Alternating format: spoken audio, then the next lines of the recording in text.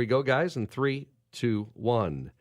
Welcome in on this Saturday morning, another edition of Sports Medicine Weekly here on 670 The Score. I'm Steve Cashel, your Chicago Bulls radio host, joined as usual by my co-host, Dr. Brian Cole. He is the head team physician with the Chicago Bulls, one of the team physicians for the Chicago White Sox, sports medicine specialist, orthopedic surgeon with Midwest Orthopedics at Rush and Rush University Medical Center. How was your week, Dr. Cole? It was awesome, Steve. Good. Trying to stay warm, just looking for spring, but it was awesome. Oh, my goodness. It's going to start getting there. I feel it, right? It's supposed to. Yeah. My son was saying the other night, it's like everything just shifted to the right. You know what I mean? Like we started winter late, and then it just goes on forever. All right, it's going to start getting better and better and better. Yeah. I feel it. Hey, let's get right to this. We have a lot to do in our show, and, of course, a staple at the end, our Ask the Doctor segment. We'll tell you how to get involved. But right now we're going to talk about nutrition bars. And this is just a great topic, and we have no one better to do it with than Karen Malkin. Karen Malkin is outstanding, board certified, and our nutrition coach. Karen, how are you this morning? I'm doing well, thanks. Well, you make a heck of a nutrition bar. We want to tell people about that. You can tell people what's in it and how to get it, but the topic is, are all nutrition bars created equal? And I'm going to tell you and tell our listeners that you're going to say there's no way, and I know there's no way, but you're the expert on it. What do you look for, first question, in a nutrition bar? So you have to read your labels and look for recognizable real food ingredients. You know, nuts, seeds, nut butters like cashew butter, organic peanut butter, almond butter, sunflower butter, maybe oats, whole grains, some dried fruit, greens, chia seeds, flax seeds, maca, spirulina, goji berries, superfoods, and maybe they'll sweeten it with like cherries or dates, which will add some more fiber. And I look for bars that are higher in protein and high in fiber and low in sugar. So when you read a bar and you're thinking, oh, this is a great bar, it's got, 15 grams of protein and only 3 grams of sugar, you have to really read the ingredient label and see what they're actually sweetening them with, because sometimes they sweeten with like sugar alcohols like mannitol, sorbitol. Those sugar alcohols, can be safe, but they could really wreak havoc on people's digestive tracts and really cause stomach aches, especially like mine. So I think you have to really be careful with what they're sweetening with. Oats are a healthy, cheap filler, which is why some bars sell for, $1.99, and, my bar sells for $4. So you really want a nutrient-dense bar, reading the labels, that have healthy fats that are going to satiate you for hours. I also will look at the refrigerated section first, and I look for bars that are preserved for freshness, because I don't want to eat a bar that's got a 2-year shelf life. Like, how could that be real food? Yeah, that's great. It's like they're petrified. It's like petrified space food. Mm-hmm. Yeah. The interesting thing is that when you look at the labels, like you said, I was doing a project in a nutrition space, and so I went to Whole Foods, Costco, GNC to do for a presentation, and I did a video. I just took a video walking down the aisle in the bar section, and there's very little product differentiation, and a lot of it, my basic feeling is marketing. And when you look at them, at least half of them are equivalent to candy bars, right? Oh, yeah. If you compared, the simple carbohydrates, artificial food, flavoring and so forth, coloring to make it palatable, because it's really, that's the thing. The reason I like your Transformation Bar, because it tastes good, and that it's real stuff. It's very, I'd be really interested to know from like a food chemistry side how you actually nailed it, and who helped you if you did it all yourself, because it's complicated to make something taste good and be healthy at the same time, especially when you're packing it into a bar and it's so dense, is really hard from a process point of view. So I think you nailed it. I use it, I will tell you that I have in my computer bag, I have a pocket, because I basically never sit to eat a meal during the day. It's usually, I eat, sort of small things all day. I never sit for a period of time to eat, just because I'm either seeing patients or doing surgery all day. And so I use it as one of my main snacks. I don't necessarily use it as a meal replacement, because I just got to keep eating all day for fuel. But like, I'll do it in the morning. I'll have breakfast typically about 6 o'clock in the morning, and the next thing I eat is one of your bars, like 10 a.m., and then the next thing's like lunch, like 12, 1 o'clock.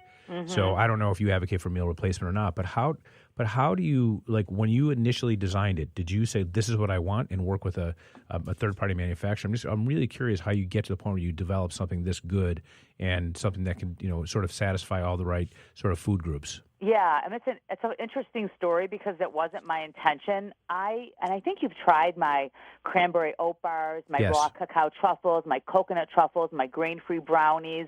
I make all these homemade snacks that are made, with real ingredients, and I meet with my clients, and this is what I give them. I feed them, and I give them healthy snacks to take home that need to be refrigerated. And they want a bar. They said, do you have something? I'm going on vacation. I need a bar. Do you have something that I could give to my teenager or my athlete to a pre-workout before they have practice?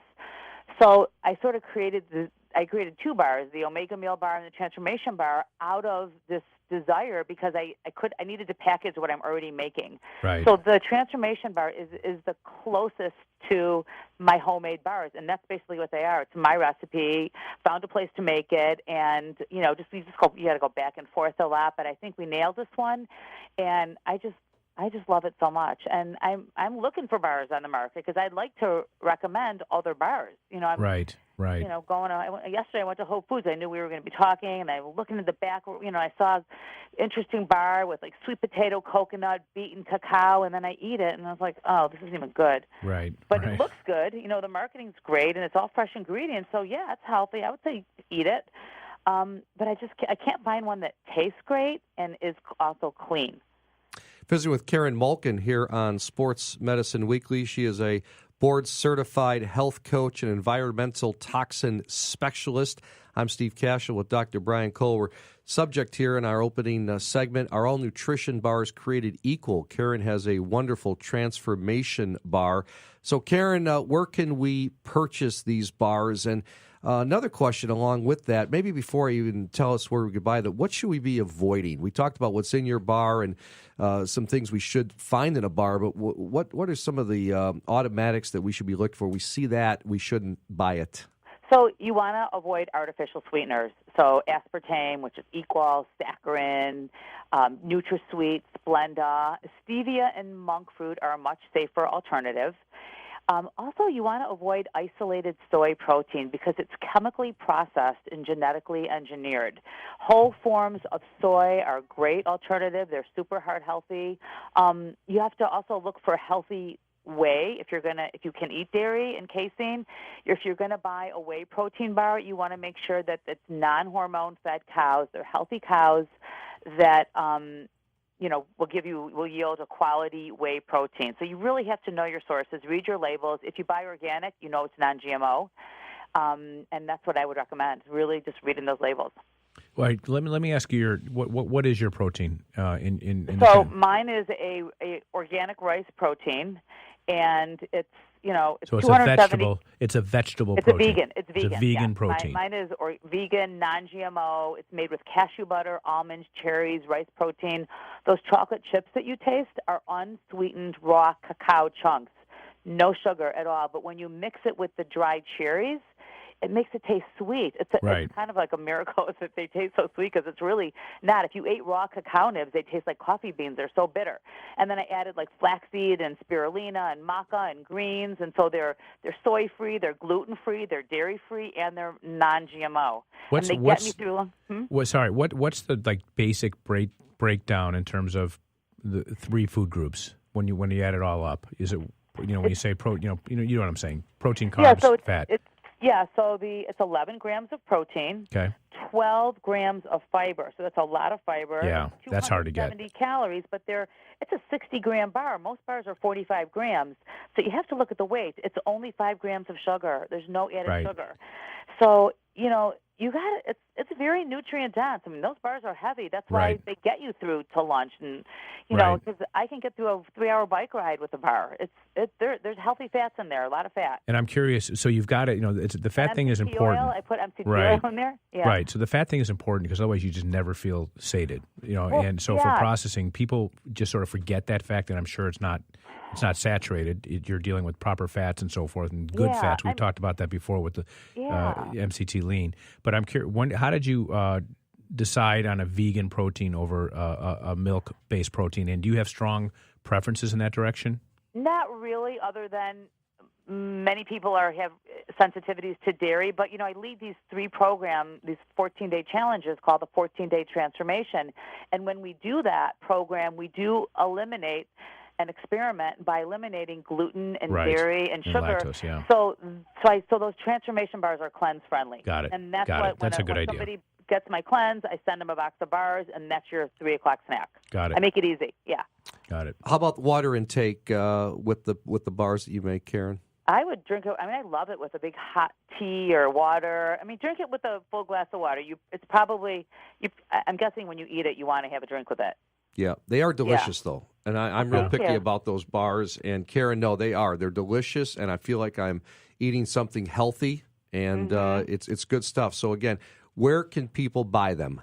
They can buy them on Amazon. They can buy them on my website, KarenMalkin.com. East Bank Club has them. Good for There's you. a few, personal trainers on the North Shore that have them, but my website and Amazon. And then I also have on my website, KarenMalkin.com, 450 free recipes. If you check out the snack section under Karen's Faves, those are all my recipes for, my homemade bars. And so you don't even have to buy them. You can just make them yourself. But if you don't want to make them yourself, then I think these are just a great bar. I'm very happy for you to make them for me. Just let's go on the record. You are, right. Yep. That's what most of my clients just want them made for them. Yeah. So this is done for you. Well, you're doing a great job, Karen, really. Thank you. Karen, how do we identify them on Amazon? Karen's Transformation Bars. There you go. Might even be Karen's Transformation Superfood Bars. Good stuff. Karen's Natural Superfood Bar Transformation. Yeah, it's on there. You're the best. We're out of time, Karen. We got to keep moving, but congratulations and love the transformation bars. Thanks for joining us and letting our listeners hear on what we should be avoiding and what we should be looking for in the nutrition bar. Karen Malkin, board-certified health coach and environmental toxin specialist. Back with more in our Ask the Doctor segment after this, only on The Score.